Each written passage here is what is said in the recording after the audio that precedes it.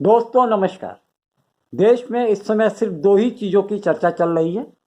एक तरफ पूरा देश राममय होने की योजना में लगा हुआ है और दूसरी तरफ जो विपक्षी दल है, इंडिया गठबंधन जिसको कहते हैं, जिसका नेतृत्व खास तौर से राहुल गांधी करते हैं। ये बात बिल्कुल शीशे की तरह साफ है कि इंडिया गठबंधन में अगर राहुल गांधी को निकाल दिया जाए तो इंडिया गठबंधन कोई भी मायने नहीं रखता है। और ठीक उसी तरीके से अगर मोदी सरकार में से प्रधानमंत्री मोदी का नाम हटा दिया जाए तो एनडीए में कुछ भी नहीं है। पूरी तरीके से भाजपा और प्रधानमंत्री मोदी उस पटल पर पूरी तरीके से चमक रहे हैं। यह देखा जाता है कि जो मोदी कह देते हैं, पूरे देश के जितने राजनीतिक दल एनडीए में शामिल हैं वो उस पर यस मैन की तरह मुहर लगा देते हैं। इस समय दोस्तों जिस तरीके से यूपी में अयोध्या के राम मंदिर पर पूरी सरकार का ध्यान फोकस पूरी तरीके से उसके पूजा अर्चना और उस मंदिर में राम जी की प्रतिमा का जो लोकार्पण होना है, स्थापना होनी है, उसको लेके पूरे देश की सरकार, भाजपा, हिंदू संगठन, विश्व हिंदू परिषद, आरएसएस व अन्य दल पूरी तरीके से अपनी ताकत झोंके पड़े हैं। यह प्रयास किया जा रहा है कि देश में केवल एक ही चीज है और वह है राम मंदिर, अयोध्या का राम मंदिर, जहां प्रधानमंत्री मुख्य यजमान होंगे और सारे कार्यकलापों की जिम्मेदारी प्रधानमंत्री मोदी के कंधों पर है। यहाँ तक कि जो उसकी रीत रिवाज की जो सारी जिम्मेदारियां हैं और जो श्लोक और उच्चारण जो भी वो मंत्र पढ़ेंगे वो सारे चीजें स्वयं प्रधानमंत्री मोदी जी करने वाले हैं। इस तरीके से पूरे देश में सिर्फ एक ऐसा माहौल बनाया जा रहा है कि सब तरफ सर्व कुशल मंगल है।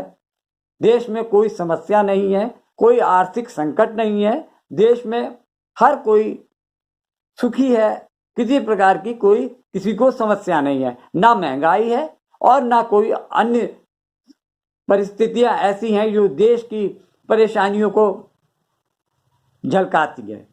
सरकार का और पार्टी का सिर्फ एक यही मकसद है कि देश दुनिया के लोग सिर्फ यही समझें कि भारत में राम मंदिर का निर्माण और उससे आगे की जो प्राण प्रतिष्ठा है, मूर्तियों की प्राण प्रतिष्ठा को लेकर भाजपा सरकार और उसके समर्थक दल इस तरीके से प्रचार प्रसार में जुटे हैं कि ऐसा लगता ही नहीं है कि देश में राम मंदिर के अलावा भी कोई काम किए जा रहे हैं या कार्यकलाप होने चाहिए। ये सब चीजें दरकिनार करते हुए मोदी सरकार और उत्तर प्रदेश की सरकार यानी सीएम योगी आदित्यनाथ के पास सिर्फ एक ही काम है, वो केवल मंदिर निर्माण और मंदिर में मूर्तियों की, रामलला की मूर्तियों की प्रतिष्ठापन करना। दोस्तों एक तरफ देश में राम मंदिर का मुद्दा चल रहा है, राम मंदिर की जो प्रतिमाएं प्रतिस्थापित की जा रही हैं उसको लेकर गोदी मीडिया यानी एक विशेष समुदाय की मीडिया कहा जाए, इसमें देश के सब बड़े बड़े मीडिया हाउसेस सरकार की हाँ में हाँ मिलाने में लगे हैं। दिन भर में सिर्फ एक ही प्रकार की समाचार दिखाए जा रहे हैं जिन पे डिबेट हो रही है। वो चीजें हैं केवल वो ये है कि यूपी के अयोध्या में राम मंदिर की कैसा बन रहा है, कितना भव्य बन रहा है, वहाँ क्या क्या हो रहा है, वहाँ कौन कौन आएगा, कौन नहीं रहेगा, किसकी वहाँ पे उपस्थिति मान्य है और कौन लोग उस दायरे से बाहर रखे जा रहे हैं। ये सब चीजें मेन मीडिया का काम यही है। और मेन मीडिया पे इसके अलावा देश की किसी भी समाचार को अपने टीवी चैनल्स पे चलाने का उनके पास कोई वक्त नहीं है और ना ही ऊपर से कोई आदेश है कि वो अपने चैनल पे राम मंदिर के अलावा या सरकार के प्रशंसा के अलावा कोई और सरकार, कोई और भी समस्या या खबर को दिखाने की अनुमति नहीं है। वहीं दूसरी तरफ यह माना जा रहा है कि कांग्रेस और इंडिया गठबंधन इन सबसे इतर वो देश में फिर से एक बार भारत जोड़ो यात्रा का चरण शुरू करने जा रहे हैं, लेकिन इस बार भारत जोड़ो यात्रा के स्थान पे इसका नाम होगा भारत न्याय यात्रा, और ये 14 जनवरी से चालू होगी और 20 मार्च तक इसका 14 प्रदेशों में इसका भ्रमण होगा। वहां पर राहुल गांधी लोगों को के बीच में जाएंगे, उनसे संवाद करेंगे, देश के हालात के बारे में उनको अवगत कराएंगे। राहुल गांधी ने एक ऐसा वक्त चुना है जो काफी चुनौती भरा है।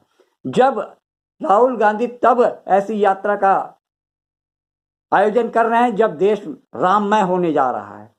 ये यह कहा जाए कि ऐसे समय पर जब देश राममय हो रहा है तो उनकी बात को कौन सुनेगा। अब ये काबिलियत राहुल गांधी की है और इंडिया गठबंधन की है कि वो अपने इस कार्यक्रम को किस तरीके से आयोजित करें कि लोग उनकी बात को भी सुने। ऐसे समय पर जब पूरा देश का मेन स्ट्रीम मीडिया है केवल राममय खबरों को दिखाने के लिए आगे आ रहा है, तो ऐसे समय में उनकी न्याय यात्रा को कौन दिखाएगा। न्याय यात्रा को दिखाने के लिए अब उनको सिर्फ सोशल मीडिया, यूट्यूब और अन्य ऐसे ही जो फ्रीलांस पत्रकार हैं वो उनके कार्यक्रम को दिखाने का बीड़ा उठा सकते हैं, और उन्हीं से इंडिया गठबंधन और राहुल गांधी को उम्मीद भी है कि वो उनके कार्यक्रमों को सामने रखकर जनता के सामने सही तरीके से पेश करें, क्योंकि मेन मीडिया तो केवल इंडिया गठबंधन की कमियों और नाकामियों का ही ढिंढोरा पीटते रहे हैं। जिस तरीके से पिछले 2-3 महीने में मेन मीडिया ने, मेन स्ट्रीम मीडिया यानी बड़े बड़े टीवी चैनल सिर्फ मोदी सरकार की वाहवाही और उसके समर्थन की खबरों को भरपूर तौर पे दिखाते रहे हैं, और इंडिया गठबंधन के पीछे तो वो सुपारी लेकर ही पड़े रहते हैं। जिस तरीके से रिपोर्टिंग हो रही है, जिस तरीके से देश में जो हालात चल रहे हैं, उनकी तरफ मीडिया का कोई भी ऐसा पत्रकार या गोदी मीडिया के चैनल दिखाने को राजी नहीं होते। मणिपुर जैसी बड़ी घटना पर आंख बंद कर रखी थी मेन स्ट्रीम मीडिया ने। दूसरी तरफ दिल्ली के जंतर मंतर पर जिस तरीके से महिला खिलाड़ियों के साथ में बर्बरतापूर्वक दिल्ली पुलिस ने लाठीचार्ज की, लेकिन किसी बड़े मीडिया चैनल ने उसको प्रमुखता से नहीं दिखाया, बल्कि वो मीडिया और बीजेपी मिलकर उनको आतंकवादी घोषित करने में जुटे रहे। उसी बात को लेकर मोदी सरकार और पीएम मोदी की भूमिका पर भी लोगों ने सवाल उठाए। जिस तरीके से अपने भाजपा के सांसद ब्रजभूषण शरण सिंह, जो कुश्ती संघ के अध्यक्ष भी रहे, उन पर महिला खिलाड़ियों ने ये आरोप लगाए कि ये खिलाड़ियों का उत्पीड़न करते हैं, यौन शोषण करते हैं। इस पे भी भाजपा की तरफ से मौन धर लिया गया। प्रधानमंत्री ने एक भी टिप्पणी इस फेडरेशन अध्यक्ष पर नहीं की, बल्कि उनके साथ में वो संसद में बैठा रहा और उसके आने जाने पर किसी भी प्रकार का रोक या प्रतिबंध नहीं लगा।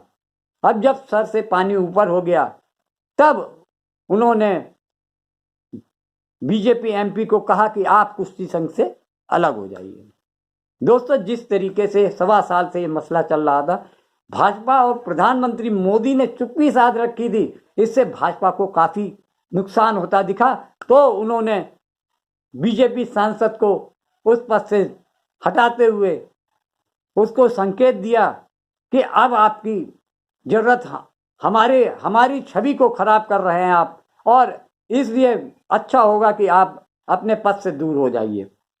वहीं दूसरी तरफ राहुल गांधी, कांग्रेस के जो पूर्व अध्यक्ष रहे और इस समय कांग्रेस के सांसद हैं और उन्होंने पहलवानों के पास जाकर उनसे अपनी संवेदना जताई और उनको ये एहसास दिलाया कि आपके हर संकट में हम आपके साथ हैं। दोस्तों, जिस तरीके से पिछले 10 सालों में समाज का हर वर्ग मोदी सरकार के कारनामों से त्रस्त दिख रहा है, क्या किसान, क्या जवान और क्या महिलाएं, सभी पर मोदी सरकार ने अपनी आंखें बंद कर रखी हैं। मणिपुर में पिछले 7 महीने से अत्याचार, आगजनी, महिलाओं का यौन उत्पीड़न, लेकिन सरकार ने, दोनों ही प्रदेश और राष्ट्र सरकार ने उनकी दुख को समझने की कोई कोशिश नहीं की। यहाँ तक कि प्रधानमंत्री मोदी ने, जो कि देश दुनिया में भ्रमण करते हुए हैं, इस बीच में 5 राज्यों के चुनाव में उन्होंने महत्वपूर्ण भूमिका निभाई, लेकिन उन्होंने मणिपुर की महिलाओं का दुख जानने की कोशिश नहीं की। ना अमित शाह ने वहां जाकर दोबारा इस बात की खैर खबर नहीं ली कि वहां पर आखिर चल क्या रहा है। पिछले 7 माह से लोग हिंसा में जुटे हुए हैं, एक वर्ग को बुरी तरीके से प्रताड़ित किया जा रहा है, महिलाओं को की नंगी परेड कराई जा रही है। ऐसे में प्रधानमंत्री चुप कैसे रह सकते हैं, जबकि प्रधानमंत्री का एक नारा था, बेटी पढ़ाओ बेटी बचाओ। ये हालत है। अगर ये ऐसे ही बेटियां बचानी है प्रधानमंत्री मोदी जी, तो इससे बेहतर है कि आप अपना स्लोगन वापस ले लें। लोगों को इतनी हैरानी होती है कि प्रधानमंत्री मोदी के नेतृत्व में पिछले साल 15 अगस्त के दिन ये लाल किले के उससे महिला सम्मान की बात कर रहे थे और गुजरात में उसी दिन एक महिला के साथ सामूहिक बलात्कार करने और 7 लोगों की सामूहिक हत्या करने वाले 11 कैदियों की रिहाई का आदेश गुजरात सरकार ने दिया। क्या ये मुमकिन है कि इन अपराधियों की सजा कम करने या उनको रिहा कराने के पीछे गुजरात सरकार ने केंद्र सरकार से अनुमति नहीं ली होगी? लेकिन ये तो सुप्रीम कोर्ट की डांट फटकार के बाद ये पता चला कि गृह मंत्री अमित शाह के निर्देश पे ही उन 11 आरोपियों को रिहा किया गया, वो भी इस वजह से कि उनका आजीवन कारावास बहुत बीत चुका था। ये दलील देते हुए होम मिनिस्टर ने उनकी रिहाई के आदेश दिए थे। जबकि दोस्तों, दिलचस्प बात यह है कि उनमें से काफी लोग, 5-7 लोग 5 से 6 साल तक पैरोल पर ही बाहर रहे। कुछ साल ही उन्होंने जेल में अपने काटे। जिस तरीके से पिछले 10 साल में महिलाओं का उत्पीड़न हुआ, उस तरीके से देखते हुए लगता नहीं है कि देश में महिला सम्मान की बात भी कहना ठीक होगा। ये बहुत ही अफसोस की बात है कि देश के प्रधानमंत्री लाल किले से अपने भाषण में कह रहे हैं कि महिला सम्मान होना चाहिए और उसी दिन बलात्कारियों को रिहा किया जाता है, वो भी उस प्रदेश में जहां भाजपा की सरकार है। और प्रधानमंत्री मोदी उस प्रदेश में 12 साल तक चीफ मिनिस्टर रहे और उनके इशारे के बिना किसी देश के किसी भी कोने में पत्ता नहीं हिल सकता, ये बात सभी जानते हैं। और अब लोगों में ये चर्चा चल रही है कि आने वाले समय में आने वाला जो आम चुनाव है उसमें 2 लोगों की साख दांव पर लगी हुई है। पहले तो अपने देश के प्रधानमंत्री हैं, जो तीसरी बार प्रधानमंत्री बनने की रेस में सबसे आगे चल रहे हैं। दूसरी तरफ कांग्रेस है।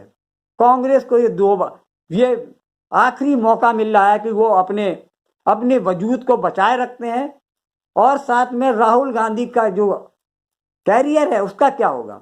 अगर राहुल गांधी इस मौके पर अपने आप को प्रूफ कर देंगे या कांग्रेस को मजबूती से पेश करेंगे, इंडिया गठबंधन के साथ में रहेंगे और सबका ध्यान रखते हुए अगर वो फाइट करेंगे, अगर वो आम चुनाव में अच्छा प्रदर्शन करेंगे तो उनके लिए सुखद भविष्य की कामना की जा सकती है। वरना अगर वो फेल होते हैं, अगर इंडिया गठबंधन फेल होता है, तो इस बात से आप ये मान लें, लिख के ले लीजिए कि देश में कांग्रेस और विपक्ष का नाम खत्म हो जाएगा। देश में ये आखिरी चुनाव है और इससे पहले ना तो इतनी मजबूती के साथ लड़ा जाने वाला चुनाव ये होगा। ऐतिहासिक चुनाव है जिसने आज तक देश में ऐसा चुनाव नहीं हुआ है। दोस्तों, आज के वीडियो में इतना ही। अगर आपने मेरा चैनल सब्सक्राइब नहीं किया है तो जल्दी से मेरा वीडियो YouTube सब्सक्राइब कीजिए। नमस्कार।